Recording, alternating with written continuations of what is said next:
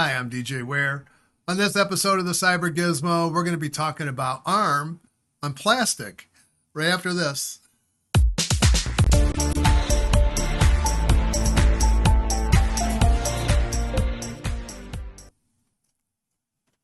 So yeah, silicon or plastic, and yeah, it probably will be true. You'll probably be able to actually go to your grocery store and maybe make a choice between how your packaging is done, whether it's done on silicon or plastic. But today we're going to talk about ARM and pragmatic IC and some of the advances they have made in chip design. But before I do that, I really wanted to stop and thank you all so much. I never thought this channel would make it to 10,000 subscribers, and I certainly never thought that it would reach 1 million views. And both in the last 2 months have happened. When I started this channel, it was meant to, I had a lot of people that mentored me along in my career, and I wanted to do the same for you. Is provide a video channel where you could go and learn about things that maybe you wouldn't be exposed to until you reach the corporate world, and maybe give you a leg up when it comes to understanding some of the technologies that are available today. So in honor of that, because I am talking about ARM today, I'm still pushing the envelope, and I have been trying to push the envelope downwards into how small of a machine can I use to produce a video. And so today I'm trying it again. This time it is on a Odroid based N2 Plus. And that is a single board computer which sells for less than $100 for the 4 gig version. It is a 6-core CPU. It is a big little architecture, which means that some cores run at full speed, full power, and some cores don't. They run at less power and less speed. So in this case, on this particular board, there are 4 cores based on an A73 ARM ISA, and that is a 2.4 gigahertz based CPU. There's also 2 cores that are based on the A53, Cortex A53, and those are running at 2.0 gigahertz. So there's not a lot of difference in processing speed between them, but the idea behind it is that when you have less demand for the CPU, the machine will roll back to a lower power mode. And then when the demand ramps up, it'll flip over into the high-speed cores as preferred. And Linux does take care of that pretty well. It does favor the high-speed cores when it starts to schedule the processors. So it always has, as far as I can tell. There is a Mali GPU. It's a G52, and this particular board has 4 gig of DDR4 RAM. Now, this isn't the most highest speed stuff, but it is at 1.32 gigahertz, so that makes it fairly inexpensive. But it doesn't run at the blazing speeds that you would probably find on your AMD Ryzen or your Intel Core i7 11th gen. It does use a 64 gigabyte eMMC card, and I have run with SD cards in the past, but on this machine, I just get more performance out of the eMMCs. Now, it probably is possible to run this on an SSD. However, you'll have to go through a USB 3.0 bridge to do that. So you don't really gain a whole lot of speed that way. But anyway, it uses a 12 volt 2 amp power supply. And so you have 24 watts available to you. Now, typical use that I have observed with this is about 5 watts to 6.2 watts or so and that's under load, not idle. That's under load. So yeah, it's not a lot of power. I am running Debian 10, not Debian 11. Debian 11 is not currently available on this particular SBC, and I suspect that will happen shortly, but it's just not there yet. So I am running GNOME 3.38, and I am running a modern kernel. This is 5.11. So welcome to the great experiment. If my presentation crashes today, you'll know why. So 50 years ago, Intel created the 4004 CPU. And that microprocessor heralded a change in the industry. It took the industry by complete surprise. Before that, you had basically hand-wired CPUs based on boards, and there was usually, and the smallest ones that I worked with, 24 boards made up the CPU and the device cabinet too. So yeah, it was a lot. It was a lot of boards there, and they were this tall. So, and yeah, they were pretty big. This was a 4-bit CPU with 2,300 transistors, so not it's not anything to write home about today. I mean, but at the time that was pretty earth shattering. Now, this was based on a 10 micrometer process, so not exactly again state of the art for today, but and this was only really capable of simple arithmetic. But for the time, I mean, these went into calculators, they went into 8-bit adders. So yeah, I mean, well, 4-bit adders, but yeah, they did a lot of simplified things, and they did get used, and they brought the industry's attention. And Intel went, whoa, this is something that we can build on. And so the succession of processors that came out were the ones that began to support terminals and then later microcomputers. And yeah, and the rest is history, right? Today, as of the time I'm doing this video, now this is not state of the art for AMD or for Intel. This is state of the art for ARM. This is considered state of the art, not by me, but by the industry. So Amazon's Graviton 2 CPU is considered the pinnacle of the development right now. It is a 64-bit CPU. It's a 30 billion transistor CPU, and it is based on a 7-nanometer process. Now, that will probably tumble as it always does. There's always something better. There are a number of specialized processors that are more powerful than this, but you'll only find those usually in high performance computing. So if you write me and say no, it's this chip, I'm talking about general purpose CPUs, not special purpose ones. So I guess the first thing we have to talk about, okay, we've been based on silicon for quite a while. Well, why did we choose that? What was the reason? Well, the sand is pretty abundant and it's pretty cheap. So yeah, and you got to have a semiconductor to build semiconductor chips. Imagine that. So yeah, that just seemed logical. I mean, it was just something that was easy to get and easy to find, and it was cheap, and yeah, so that's why we started there. However, silicon, as it turns out, is not the best material to use. And part of the problem with silicon is that it has much lower carrier mobilities. In other words, let me put that in English. In other words, it means the electrons are moving slower. It also means that I don't get as much current out per second out of the transistors. So why is that important? Well, that has an impact on how small I'm going to be able to make them. So the other thing is that the first transistor made didn't actually use silicon at all. In fact, the Bell Labs transistor that was invented in 1947 actually used germanium. And there was a number of chip designs back in the 80s and 90s that used different materials. There was gallium arsenide. There was ones based on germanium. But the problem with those two materials, they are very good semiconductors. However, the problem with those are they're not widely available and cheap. I mean, yeah, they're found only in a few countries. So the supply chain would be at risk if there was some kind of problem that prevented shipment of those materials. So sand, on the other hand, is pretty ubiquitous.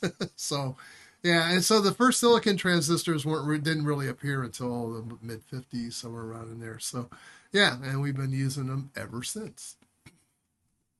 So plastic, really? Well, I mean, if you stop and think about it, there's a lot of plastic, and you can recycle a lot of plastic into CPUs, and so that's probably part of the reason is for sustainability, and also to find a cheaper way to process and fab the chip designs based on plastic, and we'll talk about that. So yeah, there's nothing new. It's been around with us for a while. We've been using plastic as our substrate for developing semiconductors on 8-bit adders, and we've also used them in TFT displays. So yeah, they've been around a while. I mean, it's nothing new. But plastic CPUs are relatively recent. So ARM with pragmatic ICs produced a working plastic variant based on ARM's M0 CPU. Now that, as you can see from the chart there, that is their lowest power, lowest cost CPU design. So it sits at the very bottom of the stack. So is this likely to appear in a single board computer or a desktop machine? Probably not. Probably not. Not at least not initially. But so let's talk about why plastic. And yeah, it's been done before. But part of the thing is that the plastic designs that were done previous to the ones done by Pragmatic IC is they were 12 times less powerful than the ones that can be produced today by Pragmatic IC's fab process. And so the other advantage is you can fold it. You can't fold silicon, it will break, it'll snap. So yeah, so that opens up new uses for this particular CPU, particularly in the Internet of Things or the IoT devices. So medical definitely will be probably play a large part into this because now you have very inexpensive CPUs that can appear on wrist monitors that you can let the patient go home with. You can use them in medical bandages to do wound management to see if if the wound is leaking or having a problem with infection. There's other uses like clothing and packaging and other types of sensors. Automotive sensors, for example, would be one of those. Food packaging with spoilage detection could also be another one that would be useful. So yeah, I mean, there's a lot of new things in the IoT device range that these could be applied to use. So yeah, you probably have heard about this. It's been this is nothing new. I mean, the ARM and Pragmatic IC first discussed this concept back in 2013 at one of the ARM development conferences. So ARM DevCon, I think it was. There's also demonstrated a prototype circuit in 2015. Pragmatic IC did, and Pragmatic IC actually did a production run with validation in October of 2020. And then they published an article in Nature back in July of 2021. So, yeah, there's been just a ton of focus on this over the past year. So how is it made? So a typical die size for an ARM Cortex M0 uses TSMC's process, and this is a 90 millimeter process, not nanometer, millimeter. And it's said to be about zero point zero 0.04 square millimeters is where you end up. And then the Pragmatic IC, the die uses the process for that uses 800 nanometer TFT. That results in a core size, the full package size of about 59.2 square millimeters.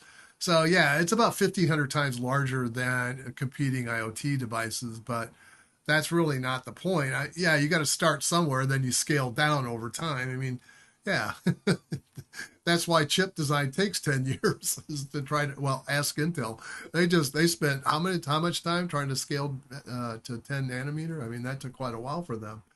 Um, the uh, the scope of it, of course, plastic CPUs is a research project for the moment, and but it has come a long way since 2013, and that's only been 8 years. So they Pragmatic talks about this on their website, so I'll put a link in the description of this video. So if you want to go out and learn more about it from them, you can. They do use a traditional photolithography process, which is the same type of process that's used to build silicon semiconductors. But they also say that you can also use traditional printing with ink techniques to build these CPUs, which is quite different than silicon based. The other thing they talk about is because of the way they generate their fabs, they can include the connectors at the same time as the layer. So it typically in silicon, now correct me if I'm wrong, I don't know all the current things that are going on in silicon, but it was my understanding that one of the big hard things to do with silicon, if you started to stack it, was to wire each layer together. Well, in the plastic process, that because of the way the layers are laid down, it is possible to include the connector at the same time as you're building the layer, which is quite different, I believe, than the way silicon works. So Yeah, and again, can't buy this just yet, but this is a possible future. So, yeah, it's kind of a short video today.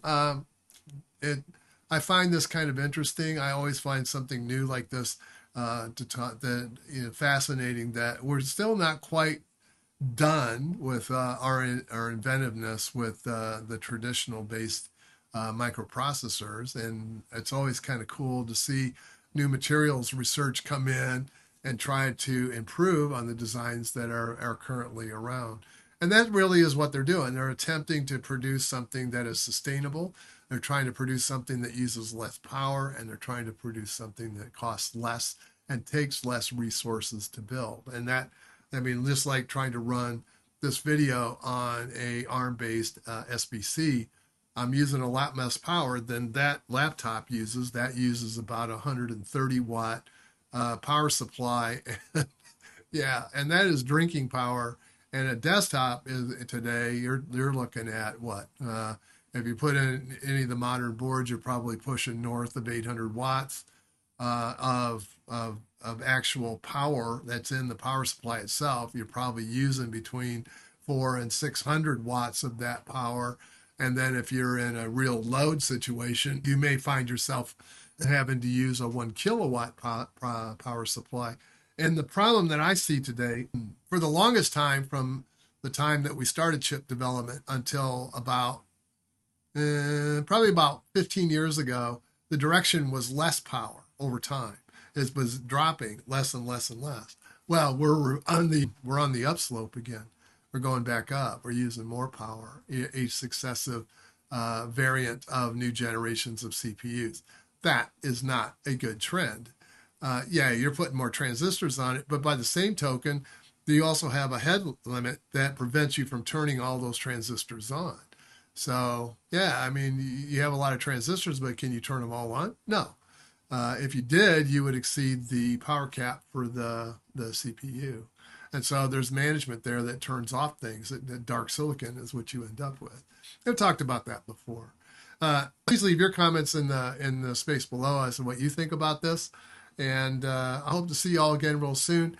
And again, thank you very, very, very much for helping the channel reach 10,000 subscribers and 1 million views. You guys just blow me away. And ladies, there's some ladies now that are appearing on the channel, and it's good to see. As I have said before, I entered this field. It was dominated by women. I don't know where y'all went, but welcome back, and it's nice to see you coming back into the field again. Hope to see you all again real soon, and bye for now.